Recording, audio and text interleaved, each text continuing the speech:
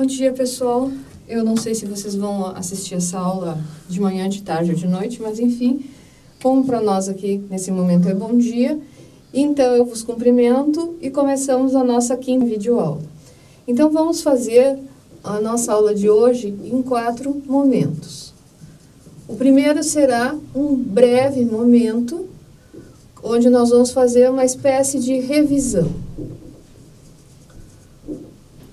Um segundo momento, onde nós teremos a aula sociocultural.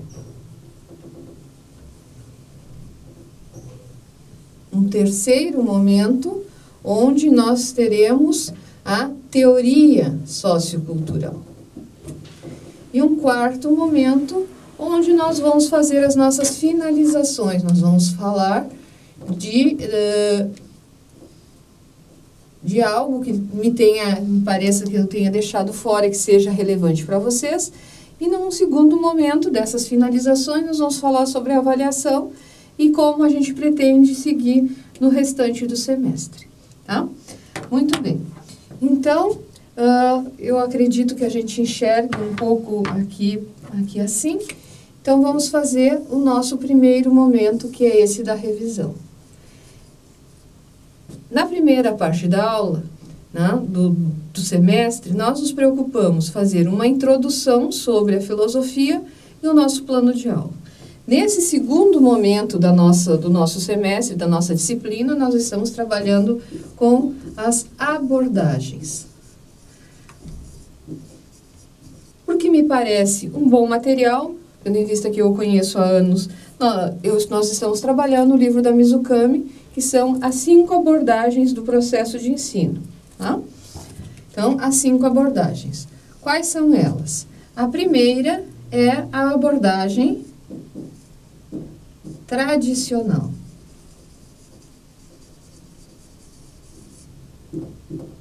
A segunda, a abordagem comportamentalista ou behaviorista.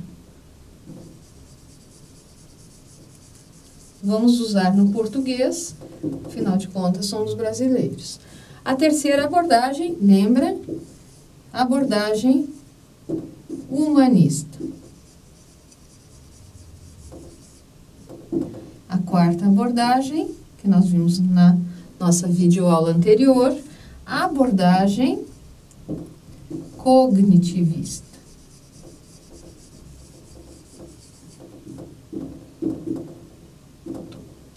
E hoje, nossa quinta e última aula, nós veremos a abordagem não existe mais esse acento, sociocultural. Muito bem. Não é que essa seja a única possibilidade de abordar o processo, mas isso eu vou falar aqui nas finalizações. Então, a abordagem tradicional, ela se fundamenta na prática cotidiana, então ela não tem um teórico específico. Ela não tem uma base teórica epistemológica específica. A abordagem comportamentalista, desculpem, o principal teórico, lembrem, é o Skinner. A abordagem humanista, o principal teórico é o Rogers. A abordagem cognitivista, vocês lembram, é o Piaget. E hoje nós vamos ver a abordagem do Paulo Freire. Importante não só por ser brasileira, mas porque é uma proposta muito interessante que, né, discorda da tradicional e da comportamentalista e, por um outro lado, né, quer ir além no sentido de mais adaptada à nossa realidade com relação à humanista e à cognitivista. Tá? Por que eu coloquei o teórico aqui do lado? Para que vocês vão, aos poucos, lembrando desses conteúdos sem precisar fazer um grande esforço. Isso se chama modus parisiensis, como nós já havíamos dito. Certo? Então, nós passamos para vocês exercícios, nós somos Juliana e eu, passamos para vocês já exercício dessas 3. Na nossa a videoconferência desta segunda-feira. Nós abordamos essas três, respondemos algumas questões e falamos um pouco da cognitivista. E aí hoje nós vamos falar da sociocultural e do encerramento do semestre no sentido de avaliação e da nossa última videoconferência que vai ser em junho. Tá? Nesse momento, então, eu entendo como terminada a nossa revisão, porque vocês não estão aqui para dizer para mim quais são as vossas dúvidas, mas vocês as colocaram na segunda-feira. Tá? Então, me aguardem que nós voltamos para a aula sociocultural. Obrigada.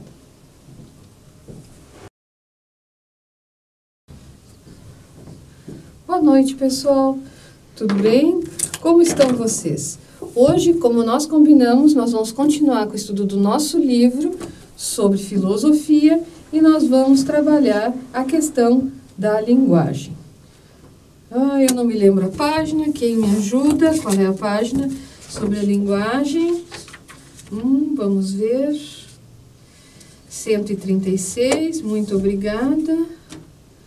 136.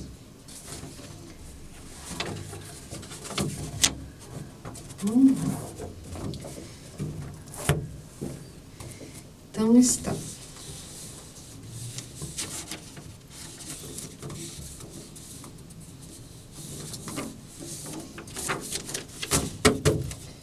O nosso tema hoje é a linguagem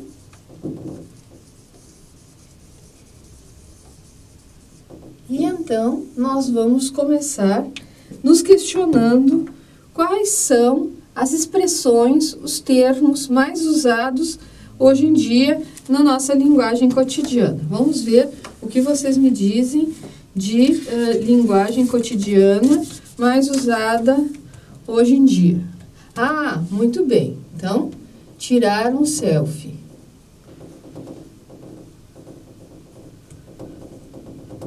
Outra? Muito bem. Tá ligado? Meu. Aqui é um ponto de exclamação ou de interrogação? São ambos. Certo. E aqui? Tá miado? O que significa tá miado? Tá. É uma linguagem dos jogos. Com dois sentidos. Existe os jogos onde significa estar com menos vida do que não ter uma vida cheia. Como que é? Sim. Né? Fala sobre a vida do personagem no jogo, enfim. Eu não sei como é que se chama. Ou estar sumido, estar desaparecido. Muito bem. Dessas três, quais vocês acham que é mais significativa para nós trabalharmos a questão da linguagem hoje? A segunda? Tá, então nós vamos ficar com a segunda. Não que as outras não sejam importantes, ou talvez nós consigamos ficar com as três. O que significa estar ligado? Nós não somos um cabo de computador, um cabo para estarmos ligados a alguma fonte de energia. E meu é um pronome possessivo que está aqui sozinho. Não? Mas a pergunta é, sem esse tipo de expressão aqui, eu consigo viver? Ou, de outra maneira, é possível viver sem linguagem, sem usar a linguagem?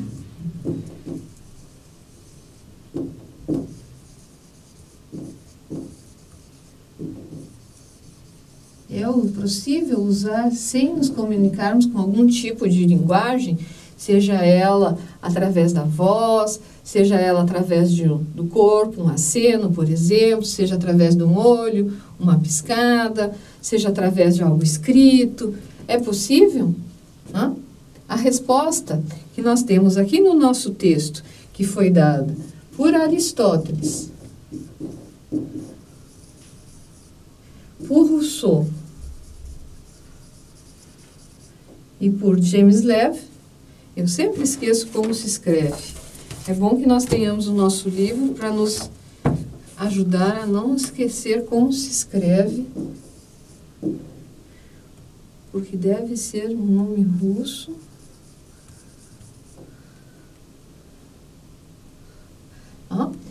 eles dizem que a essa resposta... desculpe, faltou acento. Eles dizem que não, que nós somos humanos por causa da linguagem. E aí, vocês simplesmente retomem ali no livro e coloquem aqui do ladinho de cada um como é que eles explicam como eles justificam que não é possível viver sem a linguagem.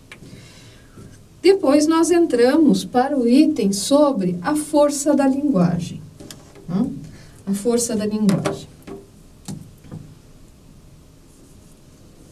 Como assim a força da linguagem?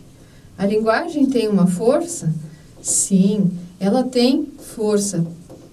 Isto para unir, porque essa aqui é uma linguagem que se usa com uma comunidade específica de pessoas.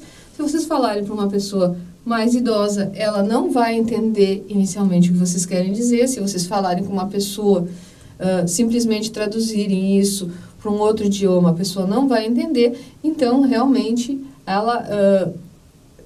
esse tipo de expressão, esse tipo de linguagem que nós precisamos para nos comunicarmos com os outros e conosco mesmo todo o tempo, ela tem várias funções. Ela tem uma força. Nós poderíamos dizer que ela tem também uma capacidade, uma possibilidade de criar ou de destruir, né? De ligar ou de desligar. De ligar, por exemplo, quando nós usamos uma linguagem do tipo aqui do direito. E o juiz de direito diz, eu vos declaro casados. As pessoas se sentem ligadas. Ou uma linguagem do tipo aqui, no tipo tabu, onde determinadas questões, determinados assuntos não podem ser falados, não podem ser tocados. O exemplo da Marilena Chaui é o termo diabo, né? Mas a gente pode lembrar de outros tempos onde não se falava das questões de sexo em público, não se brincava com determinadas expressões, não se usava gírias ou coloquialismo, se procurava uma linguagem mais culta, etc. Mas também nós temos a linguagem como rito, que é aquela que se usa muito nas religiões, nos cultos, e nós temos a linguagem como mito.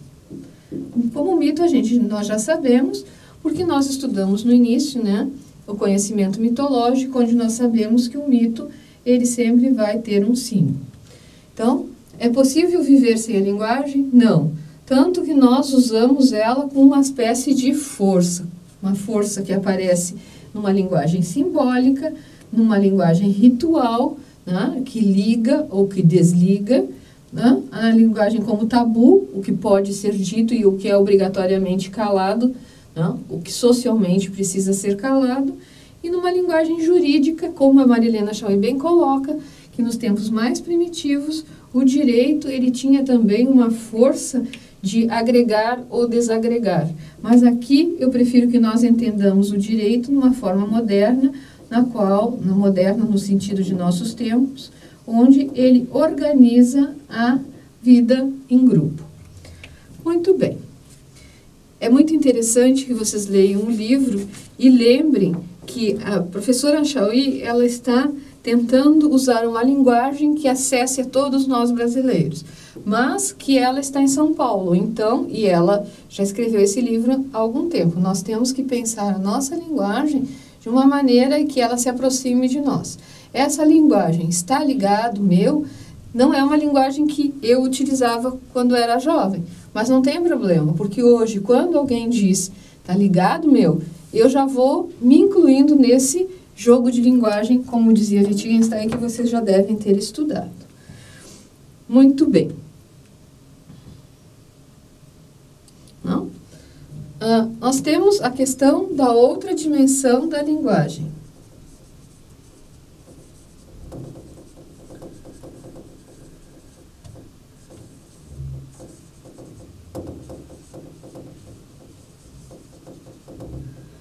A outra dimensão da linguagem, aqui na página 139. Do que está falando aqui? Olha, está retomando a questão do mito, que nós já falamos aqui, e do logos. E nós temos que lembrar que mito e logos, eles não são contrapostos.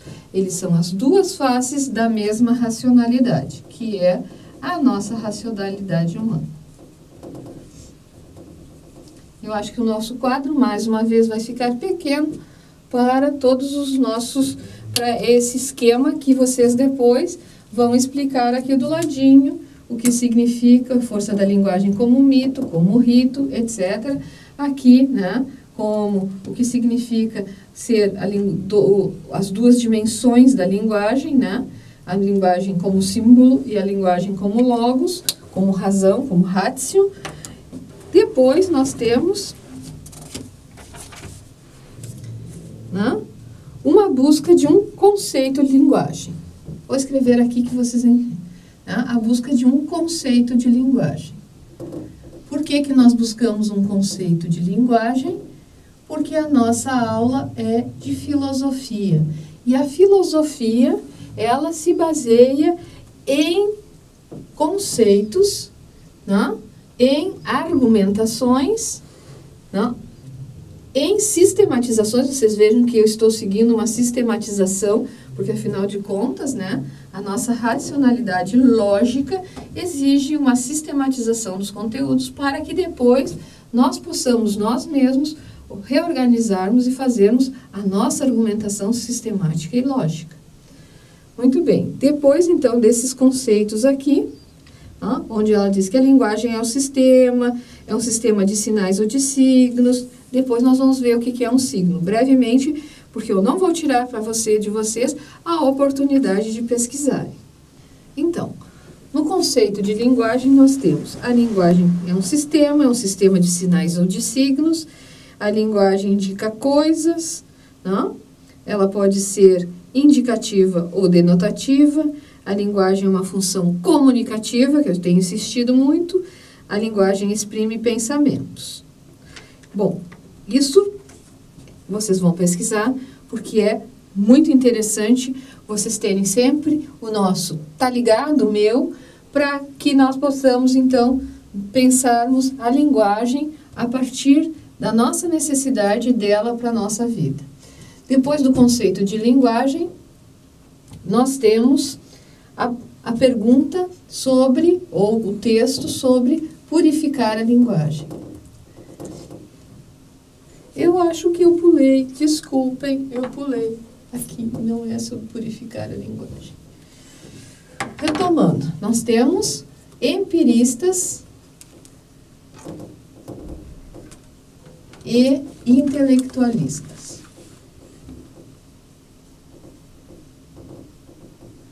Eu não vou falar sobre os empiristas e os intelectualistas, porque eu quero que vocês, depois, quando vocês estiverem trabalhando em grupos, vocês discutam o que vocês já aprenderam, que nós já trabalhamos, e depois nós vamos para o texto para ver aquilo que há de complemento nas teorias empiristas e intelectualistas sobre a linguagem.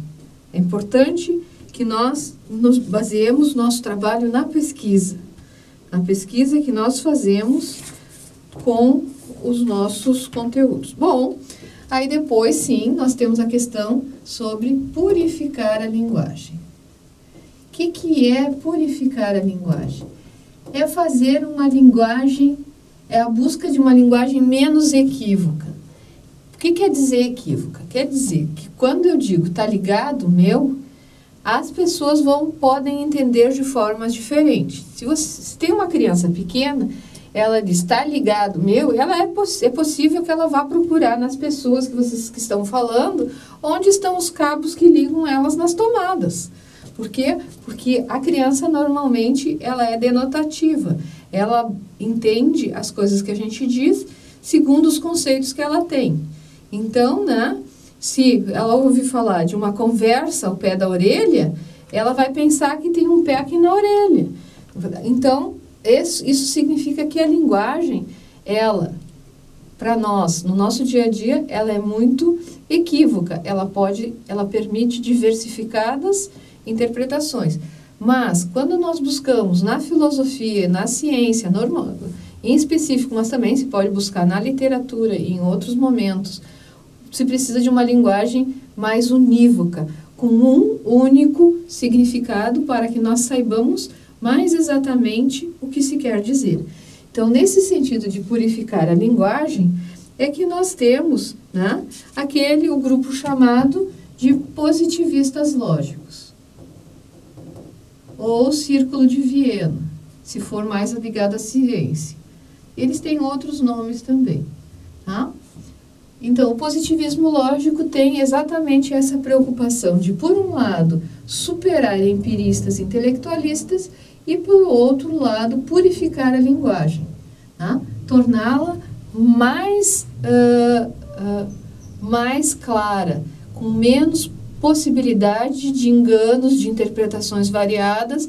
E, normalmente, quando nós interpretamos aquilo que é dito de uma forma muito equívoca, com muitas possibilidades de interpretação, há uma possibilidade também de se fazer as coisas erradas, de se agir de uma forma que não se deve.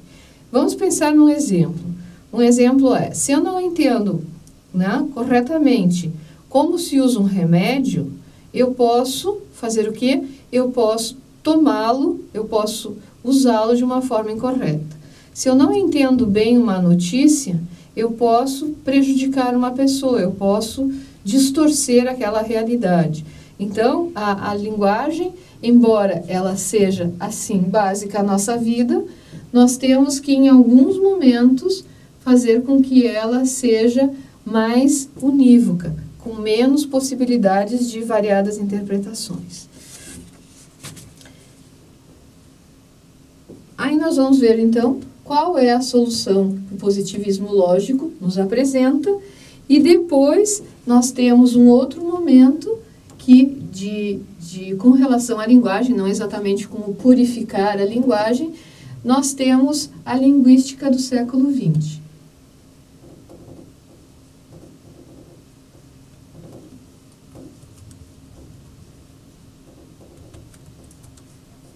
Aí entram pessoas como o Merleau-Ponty, que é esse da foto aqui, o Maurice Merleau-Ponty, né?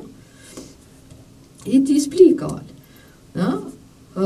O estudo da linguagem, a linguística, tinha como preocupação encontrar a origem da linguagem e das línguas, considerando o estado presente e o atual de uma língua como resultado, o efeito de causas situadas no passado.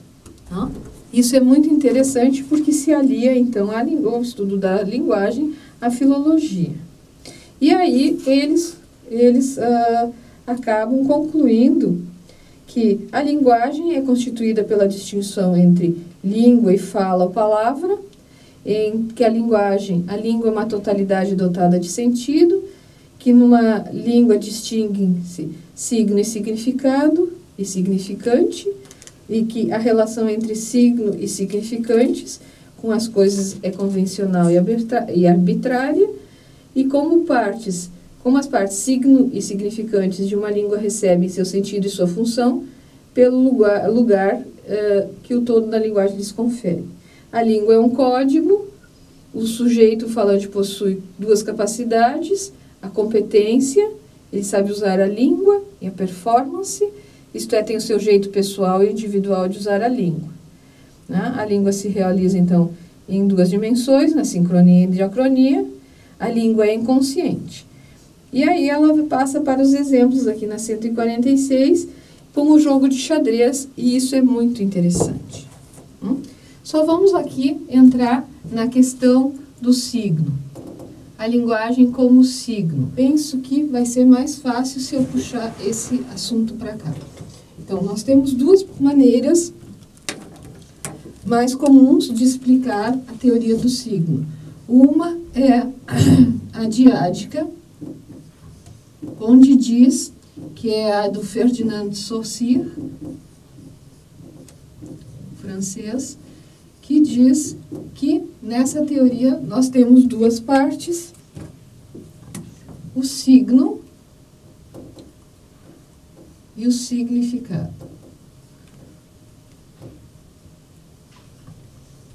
Então, nós temos, por exemplo, a Marilena Chauí, ela cita o exemplo de onde há fumaça, há fogo. Ou nós podemos lembrar dos sinais de trânsito, que são hiperimportantes, onde se nós tivermos esse sinal, ou esse signo, né, nós sabemos que é possível estacionar, e se nós tivermos ele com um traço no centro, nós sabemos que é interditado, é proibido estacionar. Então, nós temos o signo, a placa, com essa imagem, e nós temos o significado, é proibido estacionar. Isso diz o Saussure. Já a teoria triádica, ela diz o seguinte, que é do Charles Sanders Peirce, o norte-americano. Como já diz o nome, né? 3, ela diz que nós temos o signo, o significante e o significado.